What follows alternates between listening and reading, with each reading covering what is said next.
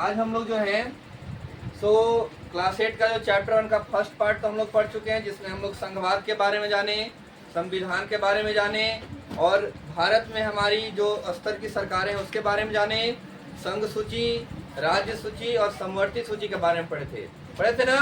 और उस दिन ये भी बताए थे कि अगर कानून राज्य सरकार बनाती है, केंद्र सरकार भी बनाती है और दोनों में अगर हस्तक्षेप होता है तो किसका कानून मान्य होगा? केंद्र सरकार का। लेकिन अगर राज्य सरकार का जो कानून बनाया हुआ है उसमें राष्ट्रपति का सिग्नेचर है तो किसका कानून मान्य होगा? राज्य सरकार का। क्यों मान्य होगा? क्योंकि राष्ट्रपति जो है सो भारत के सर्वोपरि है, सर्वोच्च नागरिक, मतलब प्रथम नागरिक है ना, सर्वोपरि है, इसीलिए उनका ही कानून मान्य हो जाएगा। तो अब चलिए हम लोग उस चैप्टर को आगे कंटिन्यू करते हैं और आज हम लोग पढ़ेंगे संसदीय शासन प्रणाली। क्या पढ़ेंगे? संसदीय शासन प्रणाली।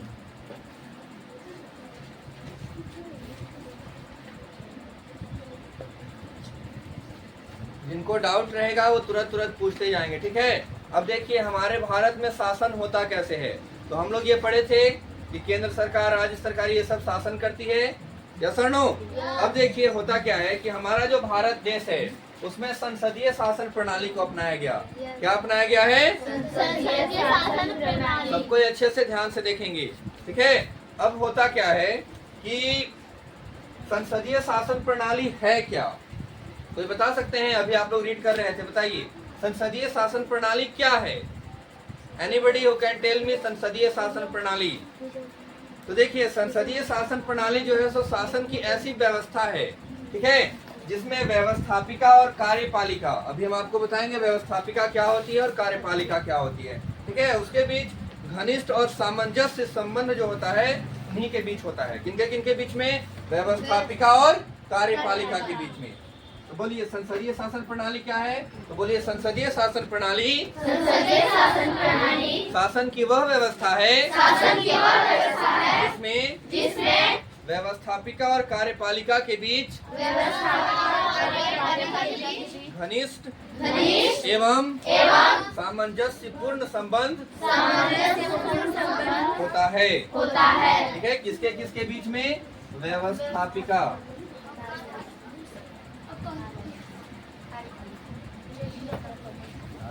ना, व्यवस्थापिका और कार्यपालिका के बीच,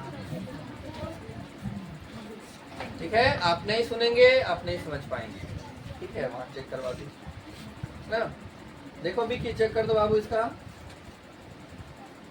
तो व्यवस्थापिका और कार्यपालिका के बीच में घनिष्ठ और सामंजस्यपूर्ण संबंध होता है, उसी को हम लोग क्या कहते हैं? संसदीय शासन प्रणाली। अब एक बात बताइए कि कार्यपालिका क्या है? ये कार्यपालिका क्या है? जो कार्य करती है। क्या है कार्यपालिका बाबू? जो कार्य करता है। कार्य करता है मतलब जो काम करता है, ठीक है। तो अब देखो काम करता कौन है? या कार्यपालिका का जितना भी पावर है क्या एक ही इंसान में बटा, एक ही इंसान के पास है पूरा पावर? नो, ऐसा नहीं है। कार्यपालिका का जितना भी शक्ति है बाबू वो बटा हुआ है, एक हाथ में नहीं है, ये मंत्रिमंडल में बटा हुआ है। किसमें बटा हुआ है? मंत्रिमंडल में। ये मंत्रिमंडल में बटा हुआ है। मंत्रिमंडल समझते हैं, जिसको हम लोग कैबिनेट भी कहते हैं।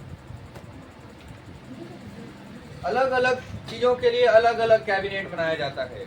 जैसे कि एक होते हैं हमारे शिक्षा मंत्री, पढ़ते होंगे आप लोग, पूछते भी हैं बचपन में, शिक्षा मंत्री, और खाद्य एवं खाद्य मंत्री हो गए, परिवहन मंत्री हो गए, होता है कि नहीं, रेल मंत्री हो गए, होता है, कपड़ा मंत्री हो गए, उद्योग मंत्री हो गए, और क्या बोलते हैं, वित्त मंत्री हो गए, गृह मंत्री हो गए। सुने ये सब? बोले हम लोग खाली सर जीके बुक में मिलता है 5 रुपया 10 रुपया, उसमें पीछे लिखा रहता था पूरा, है कि नहीं? भारत का अब तो शायद आप लोग लेते भी नहीं हो क्योंकि आप लोग बहुत तेज है, सब दिमाग में याद हो जाता है। पहले देखिए एक जीके बुक आता था, हर एक साल का एक जीके बुक रहता था, 2024, 2025, ऐसे 2023, उसमें पूरा रहता था। अगर नहीं है तो आप लोग लेने का ट्राई कीजिए, 5-10 रुपया में तो मिलता है। 10 रुपया का तो रोज आप लोग लिपस्टिक लगा खाते होंगे, ठीक है। तो कार्यपालिका का जितना भी शक्ति है बाबू वो किसमें बटा हुआ है? मंत्रिमंडल और कैबिनेट में। किसी एक के पास पूरे कार्यपालिका की शक्ति नहीं है, वो अलग अलग लोगों में बटी हुई है, ठीक ना। अब देखिए, अब कार्यपालिका जो है, इसका जो शक्ति है कार्यपालिका को शक्ति विधायिका देती है। कौन देती है? विधायिका। विधायिका मतलब व्यवस्थापिका। ठीक है, व्यवस्थापिका को ही हम लोग क्या कहते हैं? विधायिका। तो जो भी कार्यपालिका को जितना भी पावर मिलता है, इसको शक्ति, वो कौन देती है? विधायिका। विधायिका देती है। ठीक ना? एक बात हम आपसे पूछें, और कार्यपालिका किसके प्रति उत्तरदायी होती है? विधायिका। विधायिका के प्रति उत्तरदायी होती है। अब एक बात बताइए, कार्यपालिका का हेड कौन होता है? आप लोग पढ़े ना स्कूल में, पढ़े ना सिविक्स चैप्टर 1, बताइए कार्यपालिका का हेड कौन होता है? केंद्र स्तर की हम बात कर रहे हैं कि केंद्र स्तर पर जो हमारी कार्यपालिका है उसका हेड कौन है? तो पूरी तो सरकार थोड़ी उसकी हेड हो सकती है। अब कोई स्कूल है, उस स्कूल का हेड कौन होता है? प्रिंसिपल। यस और नो? तो उसी तरीके से कार्यपालिका का कोई तो हेड होता होगा, एक आदमी। कौन होता है पता है आपको? नहीं, राष्ट्रपति। जो कार्यपालिका होता है उसका संवैधानिक अध्यक्ष राष्ट्रपति होते हैं। ठीक है, संवैधानिक अध्यक्ष कौन है इसके बाबू? राष्ट्रपति। राष्ट्रपति। अच्छे से पढ़िएगा सारे चीजों को, एक एक पॉइंट जरूरी है, समझ गए? अगर आपको लगेगा कि नहीं जरूरी नहीं है मेरे लिए, तो हम बेवकूफ नहीं है जो आपको पढ़ा रहे हैं। ठीक है, आपको ही पता है कि ये सब बहुत जरूरी है। आपको ये नॉर्मल चीज ये सब नहीं पता रहेगा अपने देश के बारे में, तो कैसे चलेगा? आने वाला दिन में आप कैसे मंत्री बनिएगा? ठीक है, कैसे कानून के बारे में जानिएगा? तो केंद्र स्तर पर जो भी हमारी कार्यपालिका है उसका संवैधानिक अध्यक्ष कौन होता है बाबू? राष्ट्रपति। राष्ट्रपति। अब जो हमारा मंत्री परिषद है, मंत्री परिषद समझते हैं? अभी हम आपको बता रहे थे ना, गृह मंत्री, वित्त मंत्री, शिक्षा मंत्री बता रहे थे ना। उसी में बताइए मंत्री परिषद का हेड कौन होता है? वेरी गुड, प्रधानमंत्री। कौन होता है? प्रधानमंत्री। प्रधानमंत्री जो होते हैं वो मंत्री परिषद के हेड होते हैं। कौन बताएंगे अभी प्रधानमंत्री कौन है? बच्चा के जुबान पे श्री नरेंद्र मोदी। कल ही तो लाल किला के प्राचीर पे झंडा फहराए हैं और भाषण भी दिए हैं, है कि नहीं? 12वीं बार फहराए हैं झंडा लाल किला पर, है ना? झारखंड के राज्यपाल द्रौपदी मुर्मू। अब ये जो मंत्री परिषद है ये किसके प्रति उत्तरदायी होती है? मंत्री परिषद जो है बाबू किसके प्रति उत्तरदायी है? लोकसभा के प्रति। किसके प्रति उत्तरदायी है? लोकसभा। कितनी सभाएं होती है? 2, लोकसभा और राज्यसभा। अभी इसके बारे में भी आपको बताएंगे। ठीक है, चलिए पहले आप इतना लिख लीजिए। तो अब हम लोग का जो नेक्स्ट टॉपिक है वो है स्वतंत्र एवं निष्पक्ष।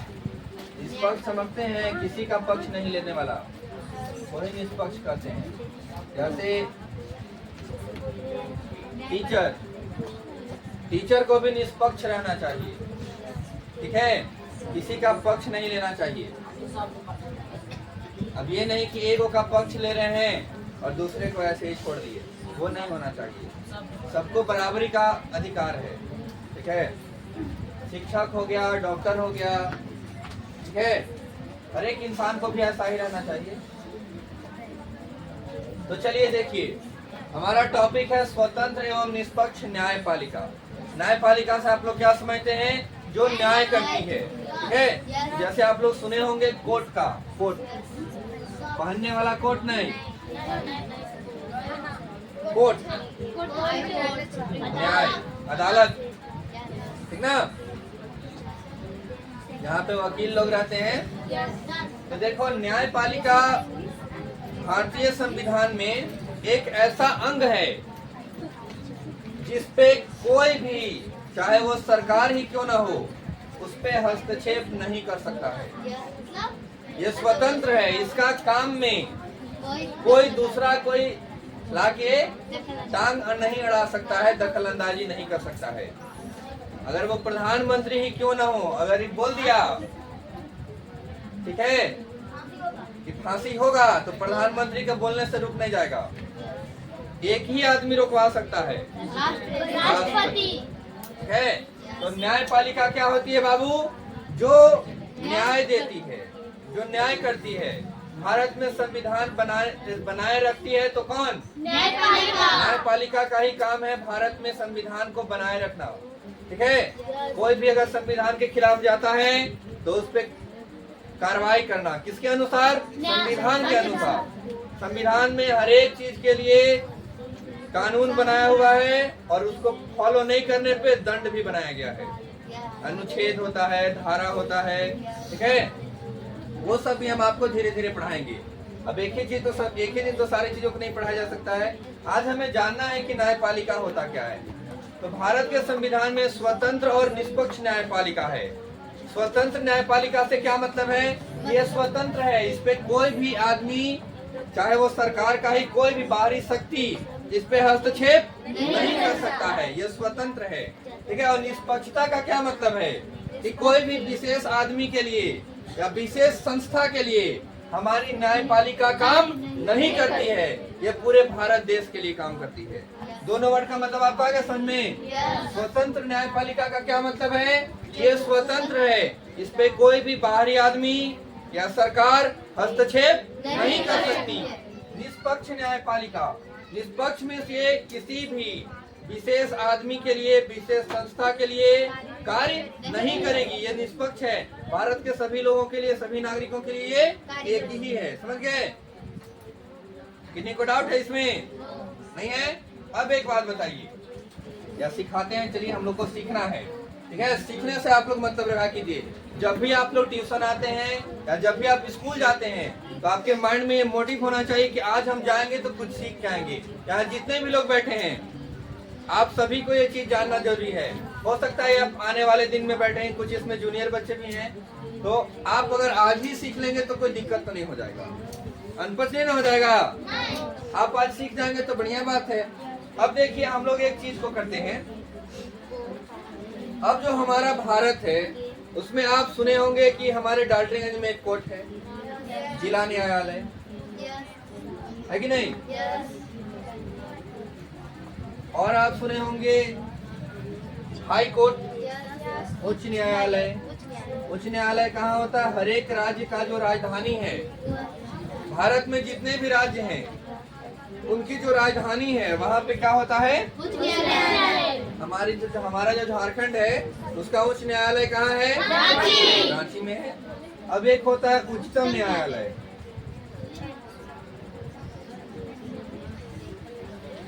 उच्चतम न्यायालय सुप्रीम कोर्ट, ठीक है। ये कहाँ है? दिल्ली में है ना, न्यू दिल्ली। ये हो गया डिस्ट्रिक्ट कोर्ट हमारा, ये हाई कोर्ट और ये सुप्रीम कोर्ट, ठीक है। अब ध्यान से सुनिएगा, आज का टॉपिक हम लोग का यहीं तक रहेगा, बाकी हम लोग नेक्स्ट डे करेंगे, ठीक है। अब एक बात बताइए, जो उच्च न्यायालय के जो जज होते हैं और उच्चतम न्यायालय के जो जज होते हैं, ठीक है, इनकी नियुक्ति कौन करता है? राष्ट्रपति। Very good. उच्च न्यायालय के जो भी जज होते हैं, न्यायाधीश जिनको हम लोग हिंदी में बोलेंगे, और उच्चतम न्यायालय के जो न्यायाधीश होते हैं, बोलो बताओ बाबू, इनकी नियुक्ति कौन करेगा? राष्ट्रपति करेंगे। तो क्या अगर इनकी नियुक्ति तो राष्ट्रपति कर देंगे, क्या इनको राष्ट्रपति हटा सकते हैं? तो राष्ट्रपति के पास हटाने का अधिकार नहीं है। तो वो हटेंगे कैसे? तो महाभियोग के द्वारा हटाया जाएगा, ठीक है।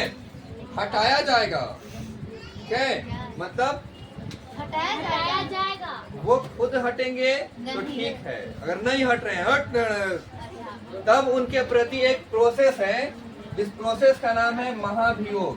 क्या नाम है? महाभियोग। गलती करेंगे, अब ये नहीं कि ये लोग जब तक जिंदगी रहेगा तब तक करेंगे, इनका भी एक लिमिट है, ठीक ना। लेकिन अगर वो गलत काम कर दिए, कोई गलत फैसला सुना दिए, या क्या उसको बोलते हैं, गलत फैसला कर रहे हैं, गलत न्याय दे रहे हैं और नहीं हट रहे हैं, ठीक है, तो उनके प्रति एक प्रोसेस है, जिस प्रोसेस का क्या नाम है? महाभियोग का प्रक्रिया चलाया जाएगा, ठीक है, जिसमें साबित किया जाएगा कि आपने क्या क्या गलती किया है, ठीक है, जिसके कारण आपको इस पद से हटाया जा रहा है। एक ऐसे हमारे जज थे, आज तक भारत में कोई ऐसे जज नहीं हुए जिन पे महाभियोग का प्रक्रिया चलाया गया हो। ठीक है, जज समझते हैं वो न्याय देने वाला न्यायाधीश है, तो बेवकूफ आदमी वहां नहीं बैठा है। ठीक है, उसका भी प्रतिष्ठा है, आत्मसम्मान है। समझ रहे हो जज मतलब जज कौन होता है? पूरा न्याय दे रहा है सबको, ठीक ना? तो ये बेवकूफ नहीं है कि गलत न्याय कर देगा। ये लोग घूसखोर नहीं होता है, इधर के तो घूसखोर होते हैं, सब होते हैं कि नहीं? घूस लेके काम करते हैं। पढ़िए, अब जो सही बात है सही बात है। भारत में करप्शन बहुत ज्यादा है, और करप्शन में जिसको हम लोग क्या बोलते हैं हिंदी में? घूसखोरी जिसको बोलते हैं, बहुत ज्यादा, हद से ज्यादा है। छोटा छोटा काम करवाना है ना, तुरंत पैसा देना। छोटा काम करवाना है ना, नॉर्मल मामूली काम, आजकल तो यहाँ सिग्नेचर करने का लोग पैसा लेते हैं। कोई काम कराना है, लकी थोड़ा सिग्नेचर यहाँ कर दीजिए, तो आपका सिग्नेचर का जरूरी है 500 लेंगे, 1000 लेंगे। ज्यादा पैसा का काम हो रहा है 5% लेंगे। 1 लाख के काम है तो 5% हो, 10% हो। कॉलोनी आता है ना सबका, उतना मतलब पैसा खा जा रहा है आदमी। अब 20,000 लेते हैं, देखो सब बोल रहा है, कहूँ 10,000 लेते हैं। अब कोई बढ़िया रहता है, पढ़ा लिखा आदमी 1 रुपया नहीं लेता, पैसा लेके ऊपर जाइएगा। दीदी लोग का आता है 20,000 10,000 रख लेते हैं। दीदी लोग क्या आता है पैसा? कौन पैसा आता है? हम लोग सुकन्या योजना आधा पैसा ले लेता है, बताओ। ऐसे बोलते हैं कि हम लोग घर वाले तो हम लोग नहीं लेंगे। पूरे ले लीजिए, काहे ला आधा रख रहे हैं, पूरे रख लीजिए। ठीक है, अरे आदमी सोचता है कि चलो ये मेरा काम करवा दे रहा है तो चलो कुछ पैसा ले लेंगे। ठीक है, वो काम आदमी अपने भी करवा सकता है, लेकिन पता है आजकल आदमी काहे नहीं करवाता है काम? इतना घूसखोरी बढ़ गया है। और इधर तो हम लोग के एरिया में तो आव है, बाकी प्रखंड में इतना घूसखोरी है, इतना घूसखोरी है, इसका कोई सारा लिमिट नहीं है। एकदम छोटा सा काम के लिए कितना लगेगा तो दीजिए, तब होगा, नहीं तो तुम्हारा काम नहीं होगा। आजकल जिन लोग बोलता है ना इन लोग के खिलाफ, तो उन लोग का कोई काम नहीं करेगा। ये मेरा खिलाफ बोलता है, साला तो कोई काम नहीं होगा। क्या करेगा आदमी? जाओ, हम भी चुप हैं, मेरा काम करा दो, कैसा रख लो पैसा। आदमी मजबूर है, और उसी मजबूरी का फायदा लोग उठा रहे हैं। तो चलो हम लोग जो पढ़ रहे थे उस पर चलते हैं, नहीं तो ये पॉलिटिक्स हो जाएगा। हम लोग टीचर स्टूडेंट हैं, नेता थोड़ी हैं। तो देखिए, हम लोग न्याय के बारे में पढ़ रहे थे कि जो न्यायाधीश होते हैं बाबू, वो बहुत ही डिग्निटी वाले पर्सन होते हैं। ठीक है, वो घूसखोरी ये सब में नहीं रहते हैं। तो उनको अगर हटाना है किसी कारणवश, तो महाभियोग का एक प्रोसेस होता है जो चलाया जाता है। ठीक है, आज तक कोई भी न्यायाधीश ऐसे नहीं हुए हैं जिन पे महाभियोग का प्रोसेस चलाया गया। हाँ, एक ऐसे न्यायाधीश थे जिन पे चलाने की बात चल रही थी, हाँ, कि उनके प्रति उनके खिलाफ महाभियोग की प्रक्रिया चलाया जाएगा और उन्हें हटाया जाएगा। तो उन्होंने पहले इस्तीफा दे दिया। महाभियोग बहुत बड़ा है। बड़ा क्या है, प्रोसेस है हटाने का। आपके खिलाफ प्रूफ करेंगे कि ये आप किए हैं, ये कर रहे हैं, ये कर रहे हैं, ये सब गलत था, आपको नहीं करना चाहिए था, ऐसे करके इल्जाम हटा देना है। ठीक ना? तो ऐसा बात चल रहा था, लेकिन वो पहले इस्तीफा दे दिए। ठीक ना? आज तक कोई भी महाभियोग का प्रोसेस इंडिया में इन्हीं पे जज पे भी चलाया नहीं गया है। तो आपको सारा चीज समझ में आ गया? आपको आया जी? नहीं तो ऐसे होता है, यहाँ तक सर, यहाँ तक, फिर यहाँ से सर, ऐसे हो गया।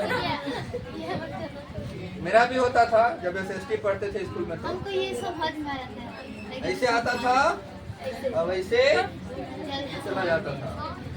आप लोग जाता है स्कूल में से? हम तो जब पढ़ते थे ना SST, सर पढ़ाते थे SST, ये मतलब गवर्नमेंट स्कूल का, तो हम लोग को SST पढ़ाने नहीं जाता था। तुम लोग के भी बहुत सारे स्टूडेंट तुम्हारे क्लास के भी होंगे जहाँ पढ़ाई SST नहीं होता है। कोई कोई है टीचर जो 1-2 चैप्टर पढ़ा के हो जाता है। Yes sir. हम चलो तुम लोग को 8 क्लास में भी SST पढ़ा दे रहे हैं, तो चलो तुम लोग खुश नसीब है।